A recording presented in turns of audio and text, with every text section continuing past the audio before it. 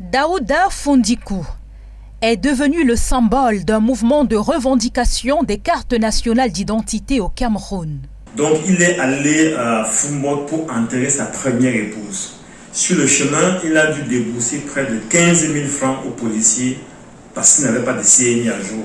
Il faut souligner qu'il attend sa CNI depuis au moins 2 ans et plus. L'annonce du décès de sa deuxième épouse, qui plus est sur la table d'accouchement, l'a plongé dans un état second, à en croire son frère cadet, le sieur Ibrahim.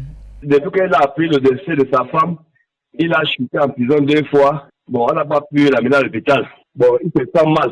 Et c'est comme s'il a un peu un trouble mental. Quand on le parle, il répond un peu à l'envers, là.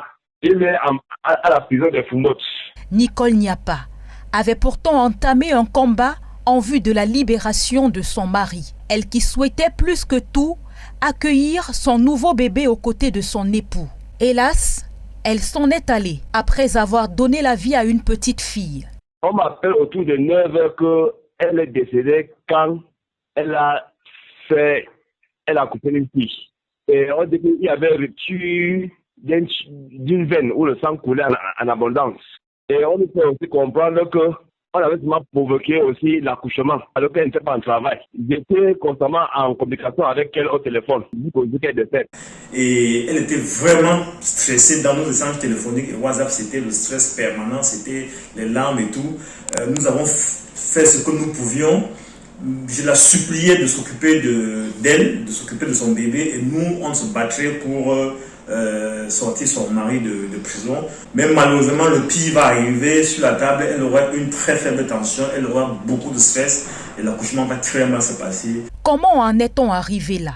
S'interrogent les membres du comité pour la libération de Daouda Foundikou, ainsi que plusieurs acteurs politiques qui s'indignent quant au mutisme des autorités camerounaises face à un problème de carte nationale d'identité qui a débouché sur une mort d'homme.